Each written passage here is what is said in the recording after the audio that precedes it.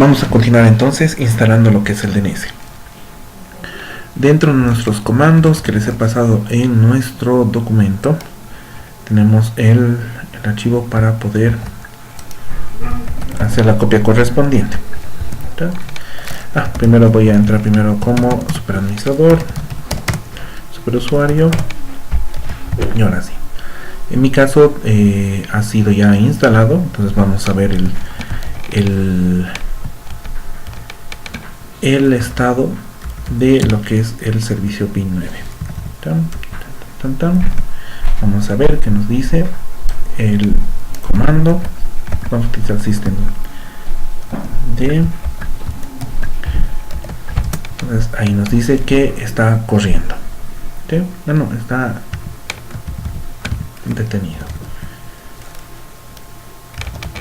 Vamos a iniciarlo y vamos a ver su estado y nos dice que ahora sí está corriendo. Todo bien. Vamos a hacer la prueba utilizando TIC, como habíamos visto en el video anterior, 127.00.1. recuerden que 127.0.0.1 siempre hace referencia al equipo actual con el que estemos trabajando. Y le vamos a decir algo así.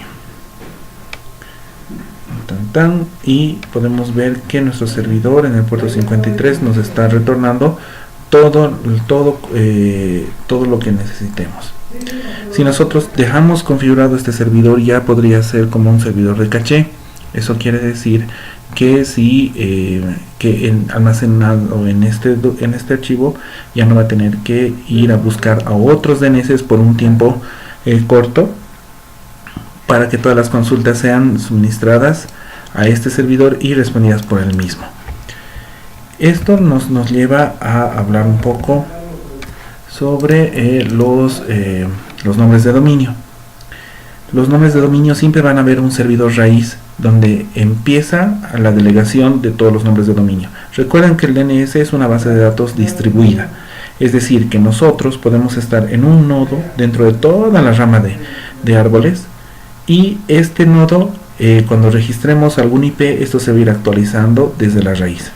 Por eso es que tenemos que escuchar y ya empezar a utilizar el término de propagación de dominio. Quiere decir que si yo registro un nuevo dominio, por ejemplo .com, norman.com, lo voy a registrar dentro del dominio que maneja, del servidor que maneja esto. Pero como hay muchos, como nosotros mismos acabamos de instalar un DNS y hay muchos DNS, tiene que empezar a propagarse. La primera vez que alguien pregunte por norman.com o fpp.com, va a entrar desde el servidor raíz, va a preguntar ¿dónde están los .com? Acá está, esta es la zona de autoridad, y la zona de autoridad va a decir tanto está en tal lugar, y vamos a poder ir bajando hasta llegar hasta el www. Nosotros podemos ir configurando esa parte. Ahora, los nombres de dominio, como por ejemplo acá Google, nos indican www.google.com, pero cuando se trata de DNS, el DNS lo lee al revés. En teoría, todos los DNS deberían venir con un punto, para indicar que el punto es el comienzo de todo el árbol. Después viene el siguiente subdominio, que sería el .com, después sería Google y después sería www. De esa forma va a ir consultando los nombres de dominio, pero por convención se ha visto mejor quitar el último punto, dado que no era muy conveniente, muy didáctico. Esto de los nombres de dominio principales, secundarios, de primera zona, segunda zona, lo pueden ver un poquito más en internet, y yo se los sugiero que lean porque es apasionante la forma de base de datos que se maneja cuando es un DNS, ¿no? Tenemos acá otros ejemplos de los dominios, ¿no? Aquí estamos por el .com, todo eso, y cada nick va manejando esta información. Por ejemplo, en Bolivia nosotros tenemos lo que es el nick.bo. El nick.bo es la zona de autoridad de todo el dominio .bo. Entonces cualquier dominio que necesiten sobre .bo lo pueden consultar a través de nick.bo, que es parte de la ATSIP. Entonces aquí tenemos los nombres de dominio .bo, entonces .bo, .com, .bo, .edu.bo, .gobo, todos esos, y algunos dominios sociales que ya están siendo más utilizados. Entonces, si nosotros queremos registrar un .bo, le pedimos a SIP, compramos el nombre del dominio y ellos nos van a poder registrar en su DNS. Y ese DNS nos puede dar paso a que nosotros podamos configurar todo lo demás dentro de este subdominio. Pero volvamos entonces a nuestro servidor, y en nuestro documento yo les dejo detallado todos los pasos que tienen que realizar para poder ver de instalar nos vamos a crear nosotros un dominio de manera interna, y esto van a poder ver ustedes que pueden trabajarlo y pueden configurarlo en su red local. Entonces lo primero que tenemos que hacer es ver acá qué servidor está trabajando en nuestro local. Si se fijan, el domain name y el search está en home y el name server, que son los DNS, están apuntando a otros equipos que no conocemos, ¿no es cierto? Entonces lo que yo voy a hacer acá es cambiarlo apuntando a mi equipo. Recuerden que estoy utilizando Beam y solo voy a dejar name server 127.0.0.1 para que cualquier consulta que haga mi servidor lo haga directamente a mi DNS local. Y si no lo encuentra en el DNS local, le pregunta a las zonas más superiores de DNS, y así va a ir guardando en una caché durante algún tiempo. Se termina el tiempo de la caché, vuelve a preguntar arriba, y eso es el TTL, el tiempo de vida de uno de los registros. Pero ¿cómo compruebo que mi servidor esté respondiendo como yo lo digo, o mi computadora ya está utilizando mi DNS? Simplemente le utilizo DIC y que utilice el DNS por defecto del equipo. Bien, entonces en esta respuesta vemos acá abajo que el servidor 127.0.0.1 ha sido el que ha contestado. Aquí está. Ok. Continuamos entonces viendo nuestro documento. Vamos a ver entonces, vamos a hablar un poco ahora de la carpeta de instalación de Beam.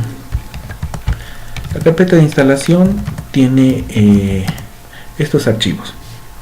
Por cada una de las zonas, ya sea local, la raíz, una vacía que nos dejan de ejemplo, las reversas, que son todas estas, van a tener un archivo que tiene el prefijo db. Nosotros tenemos que ser cautelosos en mantener esta nomenclatura, ¿sí? Podemos poner cualquier nombre de archivo, podemos hacer lo que sea, pero tengan en cuenta que cuando un servidor está configurado de la mejor manera, permaneciendo las reglas, o sea, precautelando y siguiendo las reglas de buen uso, cualquier otra persona que venga va a poder darle mantenimiento. Y el software libre se trata de eso, hacer las cosas bien para que siempre alguien pueda venir después y continuar nuestro trabajo, mejorarlo, o que nosotros agarremos nuestros documentos de configuración, poder compartirlos para cada uno de los usos que veamos necesarios. Entonces, lo primero que vamos a hacer es el archivo de configuración, ver qué tiene. Entonces vname.com, y nos dice, este es el archivo de configuración primaria de un servidor DNS Beam. Nos indica inclusive cuál es la documentación que maneja este documento, y dice, antes de cualquier cosa, antes de modificar este archivo, por favor lea esto, dice, ¿no? Si solo quiere adicionar una zona, por favor hágalo en el archivo conf.local, ¿no? Named.conf local. Y entonces vemos que la configuración del DNS primero va a jalar las opciones, después va a jalar toda la configuración local, y después va a sacar las zonas por defecto. ¿Sí? Vamos a ver eso. Entonces las opciones, ¿no? ¿Sí? Entonces simplemente en este caso nos permite utilizar las opciones por defecto, e inclusive acá nos dice los forwards. Los forwarders que podríamos nosotros configurar y decirle, en caso de que no encuentre la respuesta a uno de nuestros dominios, por favor consulte este otro DNS. ¿Sí?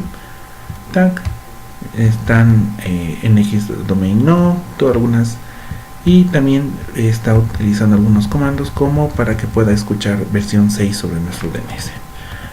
En configuraciones más avanzadas del DNS, pues vamos a ver cómo podemos utilizar estas configuraciones.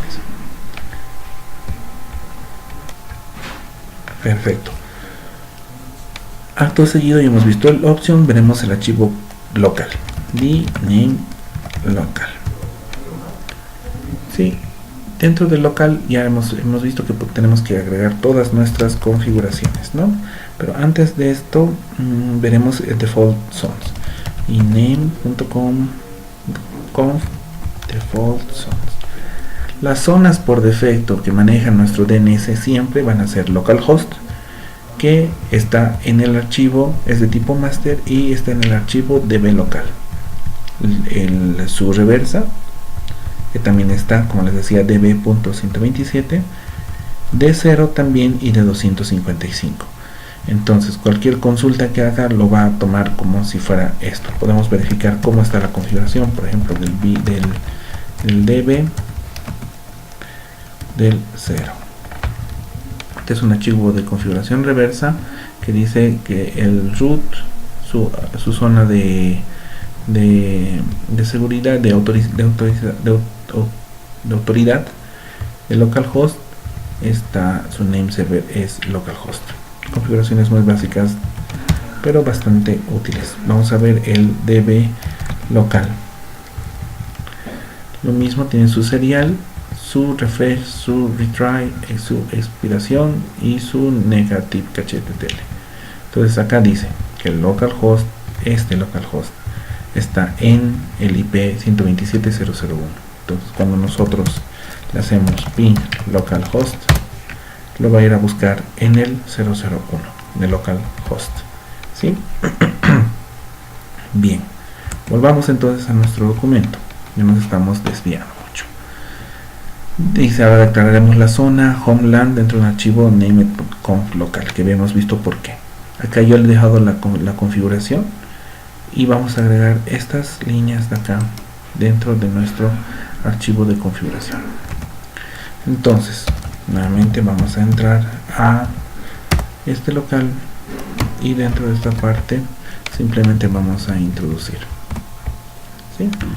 Zona homeland. Le estamos diciendo que es de tipo master y que está en el archivo bin db.home.lan, y también vamos a configurar una zona su inversa, que manteniendo la nomenclatura que habíamos indicado con el prefijo db vamos a poner. Se van a dar cuenta que siempre la zona inversa es al revés del IP, entonces es 192.168.1.db, ¿sí? Bien, entonces simplemente hemos hecho ese cambio en el archivo local. Veamos qué más nos dice la guía. Bien, entonces lo primero que tenemos que hacer es verificar que el archivo de configuración no hayamos cometido errores. Entonces con este comando, que siempre tiene que ser desde root, tenemos que verificar. Si no nos sale nada, quiere decir que no nos hemos equivocado en ninguna letra dentro del archivo de configuración. Entonces, para la resolución de los nombres, que convierte los nombres de sistemas en sus correspondientes direcciones, para la zona homeland que acabamos de crear, los nombres van a estar asociaciones a sus dirección, ¿no? Entonces vamos a crear este archivo, ¿sí? Yo lo voy a crear de la siguiente manera. Con v directamente lo podemos nombrar. Entonces nos indica aquí abajo que es un nuevo archivo, ¿no? Yo voy a copiarme todo esta partecita, voy a hacer editar y vamos a pegar. Bien, vamos leyendo un poco a poco. Su tiempo de vida es de 3 días, indica, ¿no? El arroba viene a reemplazar la zona con la cual estamos trabajando. Entonces la zona, que sería homeland, está dentro de nameserver.home.lan por defecto y la maneja el equipo root homeland. Aquí nosotros podemos poner cualquier nombre de equipo. Puede ser el equipo, no sé, laboratorio 1, CCN1, puede ser DNS1, lo que nosotros veamos. Este serial es un número muy importante, porque al ser una base de datos distribuida, lo que siempre va a verificar desde la fuente es que si el serial no ha cambiado. Si es que ha cambiado, entonces la base de datos va a tratar de actualizarse de los registros del servidor raíz, ¿sí? Su tiempo de refresh es de 8 horas, quiere decir que en 8 horas va a cambiar nuevamente o va a volver a solicitar actualización de este tipo de información, ¿sí? Va a intentar después de 2 horas y va a expirar en 4 semanas, mínimamente un día, ¿no? Hasta aquí es, imagínense, es desde esta arroba hasta este punto y coma. Después acá hay un espacio en blanco. ¿Por qué? Porque está utilizando la arroba de acá arriba. Es lo mismo que pongamos nuevamente arroba. Entonces dice que este homeland, la zona homeland, está con su name server ns en el subdirectorio ns internet address of name server, ¿no? Después su mx, que es para correo electrónico, está sobre mail. Dense cuenta que algo muy importante es de que no hemos puesto el punto, ¿no? Por ejemplo, acá dice ns.home.lan punto, igual acá punto. Cuando nosotros no ponemos punto, lo que va a hacer es completar con el nombre de la zona. Es decir, si no, le ponemos ns simplemente, va a decir ns.home.lan punto. Y lo mismo, mail.home.lan punto. Acá lo mismo, ns, mail, y acá hemos puesto el punto directamente porque necesitamos dar la dirección básica del dominio de la zona que estamos creando. Entonces cuando alguien pregunte por home.lan punto, va a decir que está en el IP 168.1.100. Lo mismo con el server, pero aquí no le hemos puesto punto, entonces va a completar server.home.lan, ¿no es cierto? Está dentro de la dirección 100. Router también está dentro de una dirección, yo lo he puesto por un router de cero, lo que sea, y aquí empiezo, como ya he definido, digamos, router y todo eso, el gateway. El gateway simplemente utiliza alias. Lo bueno de utilizar alias es que todos están direccionándose a un canonical name, que después este router basta que yo cambie este a 2 y estos se van a actualizar en la siguiente oportunidad. Pero ¿qué dice nuestro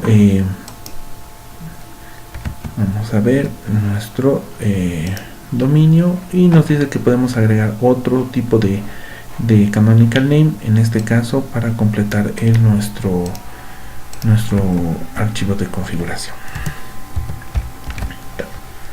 Bueno, proxy, server, y voy a poner acá el virtual, o acá vamos a poner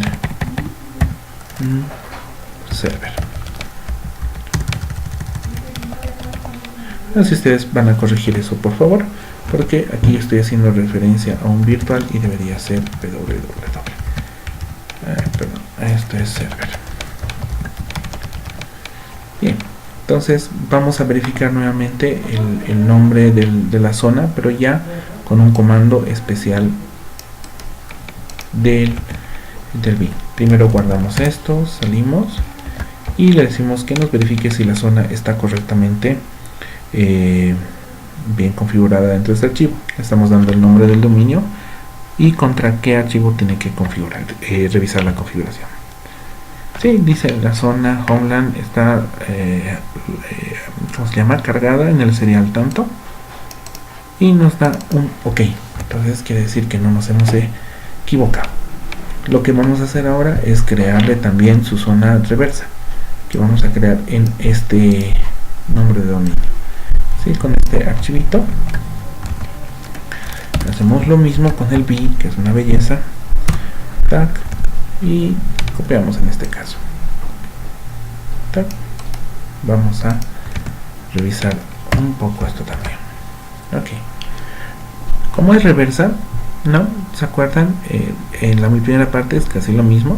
El serial, el refresh, que esto se vaya actualizando, su name server donde está, pero en vez de decirle antes asignábamos de izquierda a derecha, ahora vamos a hacer al revés. Le vamos a decir que con el IP 100 agarre y diga que está en el PTR server home tantos, y así para cada uno, virtual home y el router y todo eso. Pero acá nuevamente, importante utilizar este punto al final, si no, no los va a completar, ¿no? Podemos utilizar server, name server, mail, virtual, router de esa manera, pero en este caso es mejor que lo mantengamos así, indicando específicamente con un puntito al final para que nuestro DNS no sufra ninguna mala configuración. Ok, al igual que con nuestro anterior zona que hemos configurado, pasaremos a verificarla. las verificaciones son muy importantes. Ok, nos dice que ha sido correcta. Ok, cargada con el serial tanto. ¿Sí? Y reiniciamos el servicio. ¿Sí? Vamos a utilizar el comando. Vamos a utilizar esto. Listo. Ya se ha reiniciado. ¿Qué quiere decir? Que si nosotros, bueno, aquí ya nos indican que tenemos que cambiar esto en el resolve, las instrucciones, pero verificamos con dig. ¿Cómo haríamos con dig? ¿Recuerdan? Entonces vamos a hacer dig home.lan. ¿Sí? Ya nos está respondiendo 127.001. Nos dice que el home.lan está en este y que su name server es este. Todo está con 100, pero imagínense dentro de su LAN que ustedes tienen un home LAN, digamos, la web va a estar en un servidor, el mail va a estar en otro servidor y así podemos ir haciendo otro. A ver, el MX. Sí. Mail.home.lan está en este lugar. Su MX es el 10, es el mail. Estamos instalando nuestra zona de forma correcta. Ahora, ¿cómo podremos hacer para que esto pueda funcionar? Imagínense que sea, en vez de home.lan, que sea home.net. Nos hemos comprado el nombre de dominio. Cuando ustedes compran el nombre de dominio, en el nick correspondiente, lo que van a hacer es dar un IP de su name server. Entonces les van a decir dónde está tu DNS que maneja esta zona autoritaria. Por ejemplo, yo le puedo decir la zona de la LAN es este. A ver, este dato le tengo que pasar al nick. Entonces van a registrar que mi ns.home.lan está en este IP. De tal forma que cuando pregunten por home.net, por ejemplo, si nos compramos eso, van a ir a ese servidor de raíz después de autoridad de primer nivel que maneja los .net, y cuando le diga el home, allá eso lo maneja este servidor y se delega. Eso se llaman los glue records, ¿no? Que lo podemos ver más adelante. Eso los voy a dejar como documentación para que no confundirlos mucho en este momento. Entonces, hemos visto que esto nos funciona bien. Si mañana nos dicen, señor encargado de sistemas, necesitamos un nuevo nombre de dominio porque hemos puesto ahí necesitamos un nuevo servidor, que cuando apunten a nuestro servidor en, ¿cómo se llama? En home.lan haya un subdominio que se llame no sé, se llame base de datos 1. Ok, decimos nosotros, muy bien, somos capísimos y como hemos pasado bien nuestro curso y hemos aprendido, entonces vamos a ponerle base de datos 1. ¿Sí? Va a ser un cname de server. ¿Sí? Y queremos que base de datos 2 sea un record, base de datos 2 que sea directamente a una dirección IP 192.168.2.1.200. Y por último, nos han indicado que cualquier IP, que cualquier nombre de dominio que venga a este home que no esté definido antes, lo pase a este IP 300. ¿Sí? Este asterisco se llama un wildcard y siempre tiene que ir con un record A. Esto les va a servir a 300, genial. 220. ¿Sí? Esto siempre va a ir a cualquier subdominio, va a ir a este equipo. Y después vamos a ver más adelante cómo jugar con el Apache. Entonces con el Apache vamos a tener múltiples dominios de forma automática que estén aportando a un solo subdominio. Bien, venimos acá, muy bien, lo estamos guardando dentro de nuestro, vamos a volver a hacer un name check porque tenemos que verificar que todo esté bien, y lo que vamos a hacer ahora es reiniciar nuestro pin 9. ¿Ya? Ok, entonces voy a hacer dig lo que sea.home.lan, ¿dónde está? Lo que sea.home.lan está en el IP 220, como le hemos dicho, ¿no es cierto? ¿Recuerdan? Esto viene el wildcard, pero teníamos otro que hemos registrado, entonces le decimos base de datos 1. ¿Tac? Está en base de datos 1, está en el server, y el server está en el 100. Vamos a ver, base de datos 2 está en el 200, y si nos equivocamos y le ponemos 22, sabemos que se va a ir a un IP específico. Es bueno tener esto configurado, el wildcard, pero si no es necesario utilizarlo, en lo posible lo evitaremos, ¿sí? Porque más adelante vamos a ver cómo manejar protocolos SSL, HTTPS con certificados. Entonces ahí sí vamos a tener un poco de conflicto con lo que son wildcards, pero se puede hacerlo, ¿sí? Entonces espero que les haya gustado este pequeño video de cómo instalar el DNS, cómo configurarlo, cómo hacer de que esto funcione. Y como ya han visto DHCP, si en su DHCP de la red local ya está funcionando, entonces simplemente cuando le asigne el DNS que apunte a su nuevo DNS de la red, y así van a poder ir mejorando. Espero sus comentarios, gracias.